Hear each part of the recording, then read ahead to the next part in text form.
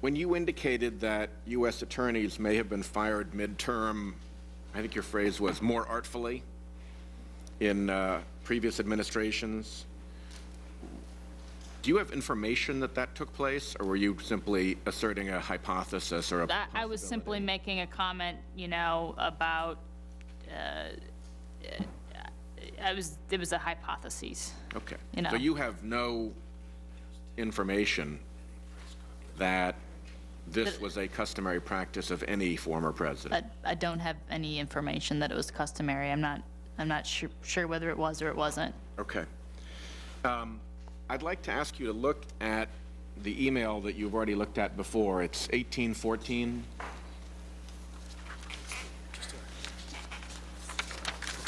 I do have it. Yep. Yes. There are two sentences in it that I want to ask you about. The first is the sentence or the clause, you forced him to do what he did. Yes. You see that? I do see that. Let me start by asking who you is in that sentence. You is generally the Department of Justice. And who is him? Him is Tim Griffin. And he is also Tim Griffin? No. Yeah, you forced him, Tim Griffin, to do what he did. Okay. What is it that he was forced to do that is referenced? I believe that, well, my email may not be technically correct. I believe that when Senator Pryor was informed that the White House would not be going forward with Mr. Griffin's name as the U.S. Attorney, that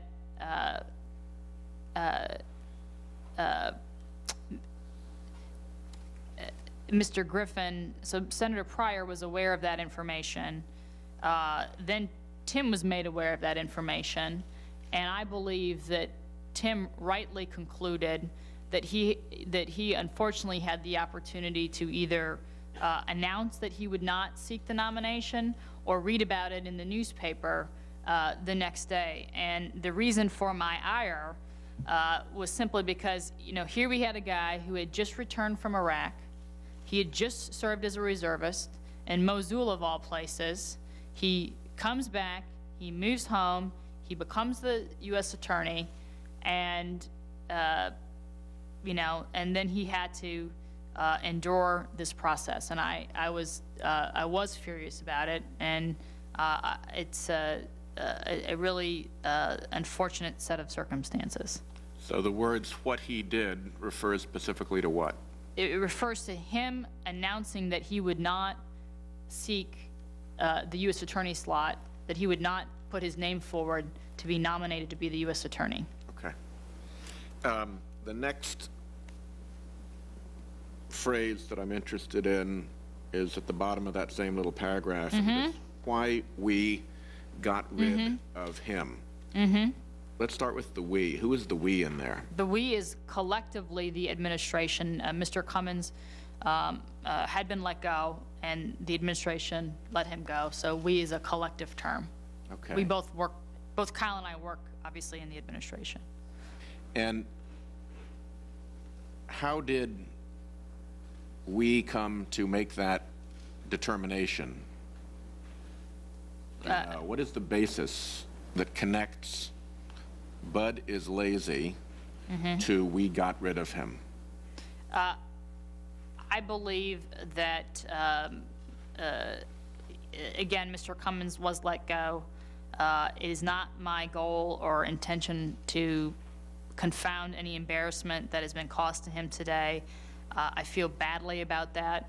I think this whole situation is incredibly unfortunate given the fact that Mr. Cummins, who has served the president and served the government well and is an honorable person, was put in a situation where he was planning on leaving, and had there simply just been better communication on everyone's part, that he would have done what he was planning on doing, and we had a qualified, exceptional candidate who was willing to serve, interested in serving, and that we weren't able to find a situation where we worked that process out, and now neither of them are serving as the U.S. Attorney. Well, I'm not trying to pile on Mr. Cummins either, In fact, frankly, I think the way he's handled himself through this episode and since this episode has done him great credit. I think he has come across as very candid, very thoughtful, very game, very, capable. I think he's come across great, frankly. I think it's been other people who've come across less well than him. So my concern is less with compounding any harm to him than I am with trying to figure out what the thread is that connects the idea that he is lazy to the determination to get rid of him. And who is in that chain of contact? How does this, I mean, you obviously knew that we got rid of him. You obviously had the opinion that Bud is lazy. I'm trying to connect the dots as to where that comes from. What is the decision train that leads to that conclusion? That would clearly be my discussing what I do or do not know would clearly be internal White House deliberations, and I don't believe I'm in a place where I can answer that today. Okay. Just to make it the point clear, we have in front of us an email that says these things. I understand that. It is not protected by executive privilege, otherwise we wouldn't have it, presumably.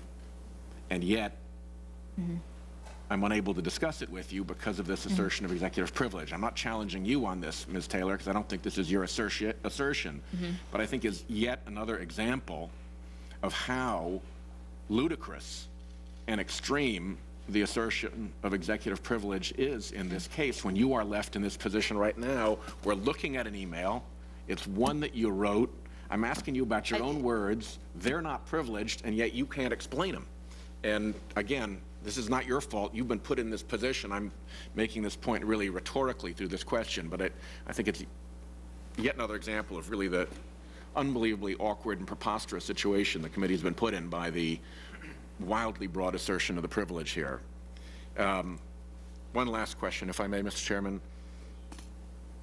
To your knowledge, was the president involved in any way in the decision to remove these U.S. attorneys? I don't have any knowledge that he was. Thank you.